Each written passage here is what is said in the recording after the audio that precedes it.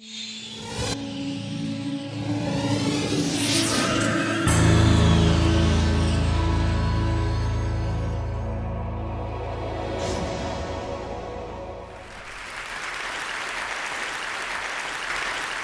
suis la fille d'un faussaire.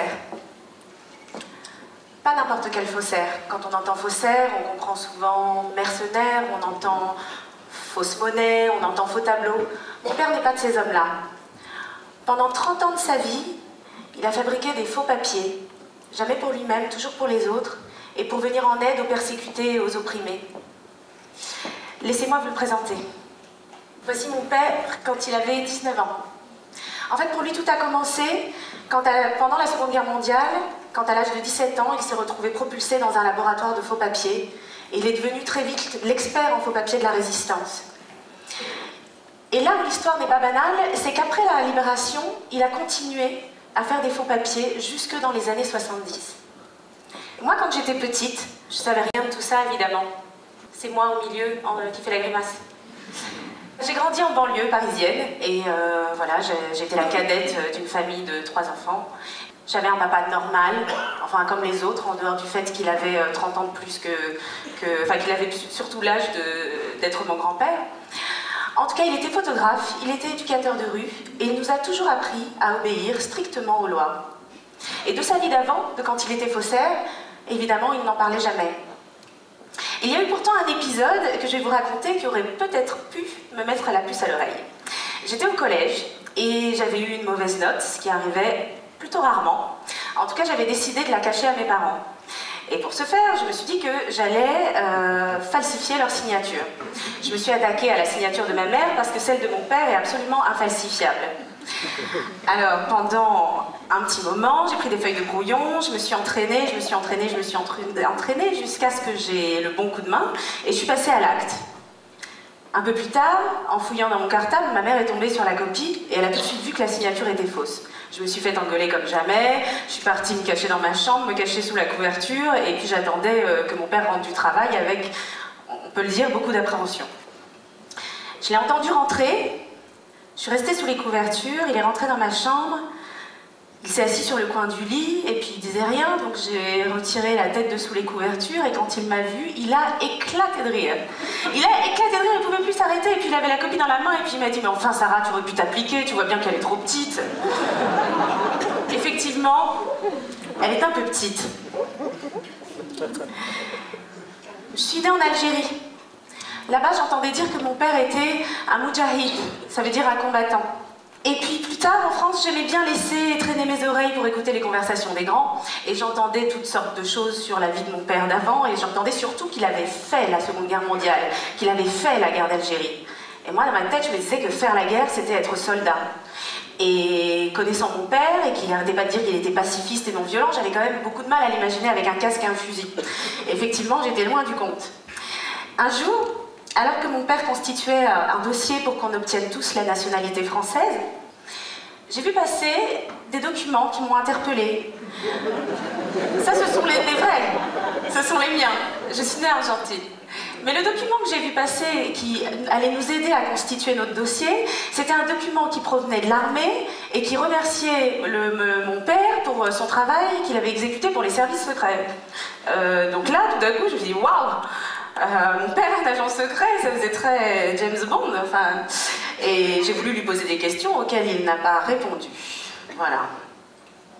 Et plus tard, je me suis dit quand même qu'un jour il faudrait que je le questionne.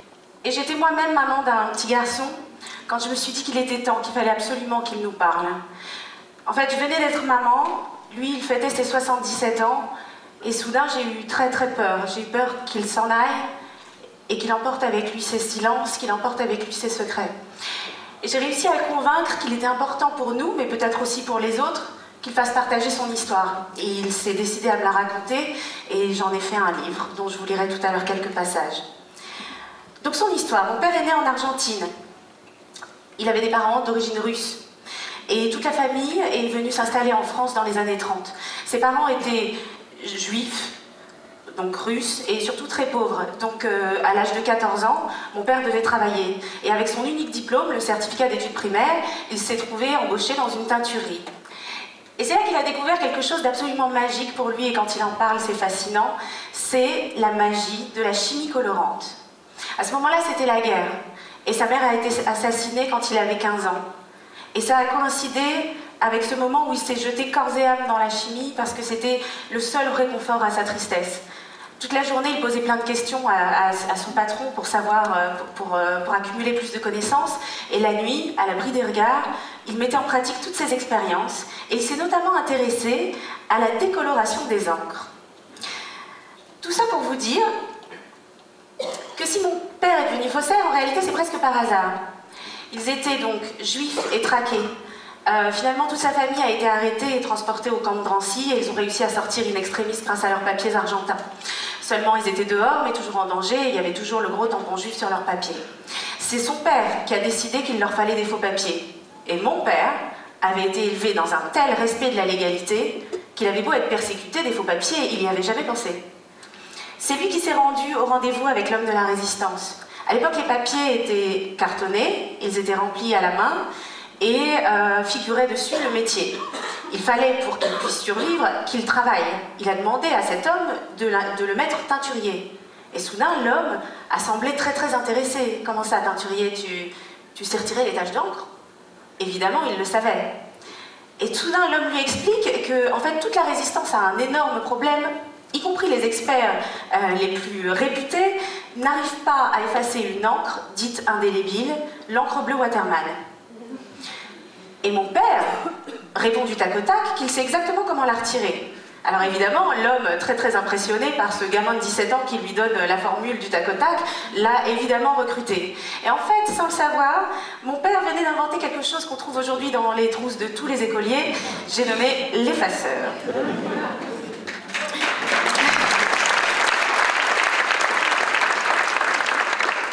Mais ce n'était qu'un début. C'est mon père, là. Dès son arrivée au laboratoire, bien qu'il était le plus jeune, il a tout de suite vu qu'il y avait un problème en termes de fabrication de faux papiers. En fait, tous les mouvements se contentaient de falsifier. Seulement les demandes étaient de plus en plus nombreuses, que c'était difficile de bricoler des papiers existants. Il s'est dit qu'il fallait fabriquer. Il a lancé l'imprimerie, il a lancé la photogravure, il s'est mis à reproduire des tampons, il s'est mis à inventer toutes sortes de choses avec du matériel, il a inventé une centrifugeuse avec une roue de vélo. Enfin tout ça, en tout cas, il fallait qu'il le fasse parce qu'il était absolument omnibulé par le rendement. Il avait fait un calcul simple.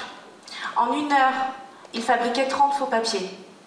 S'il dormait 1 heure, 30 personnes mourraient. Si bien que ce sentiment de responsabilité de la vie des autres, alors qu'il n'avait que 17 ans, et aussi cette culpabilité d'être un survivant, puisqu'il était sorti du camp quand ses amis étaient restés, il l'a gardé toute sa vie. Et c'est peut-être aussi ce qui explique que pendant 30 ans, il ait continué à faire des faux papiers, et au prix de tous les sacrifices.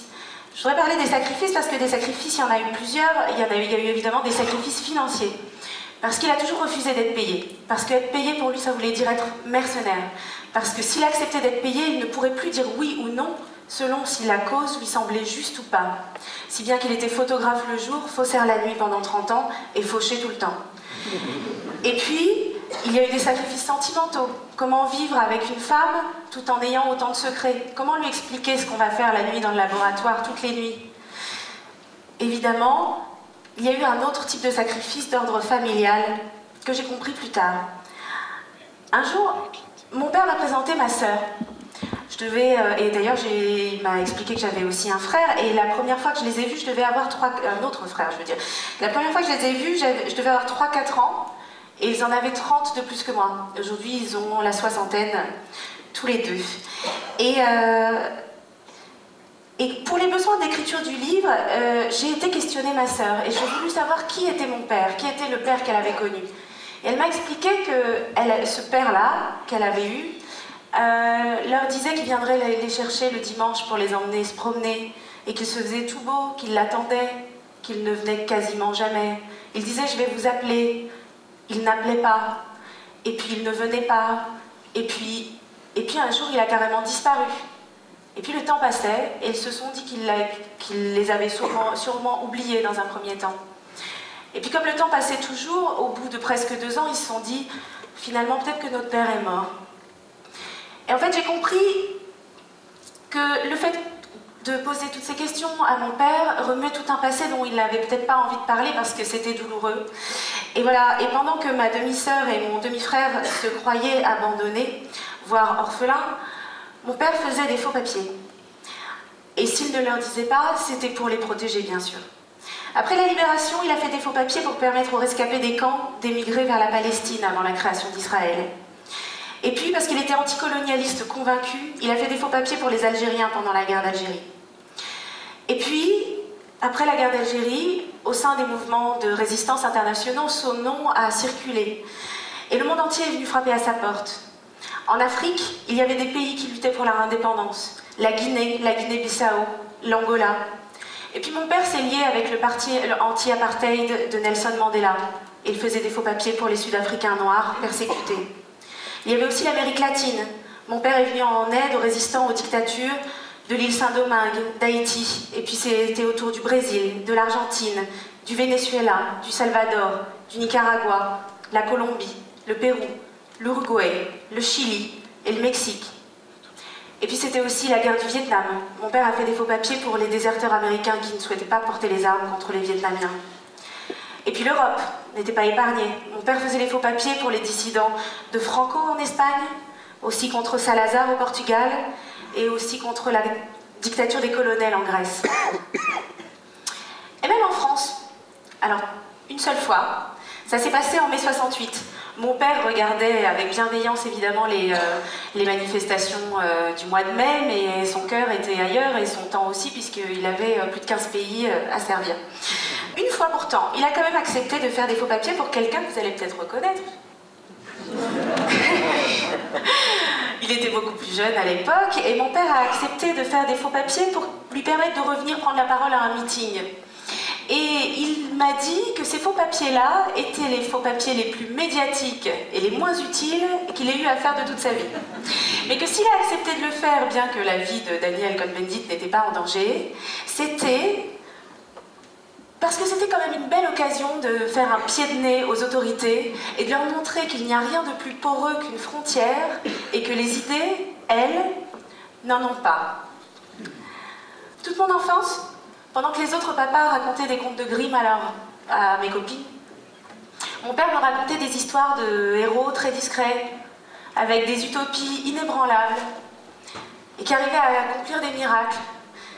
Et ces héros n'avaient pas besoin d'une armée derrière eux, d'ailleurs personne ne les aurait suivis, sauf une poignée d'hommes et de femmes de conviction et de courage. Et j'ai compris plus tard qu'en fait c'était sa propre histoire que mon père me racontait pour m'endormir. Je lui ai demandé si, au vu des sacrifices qu'il avait dû faire, il lui était déjà arrivé de regretter. Et il m'a dit que non.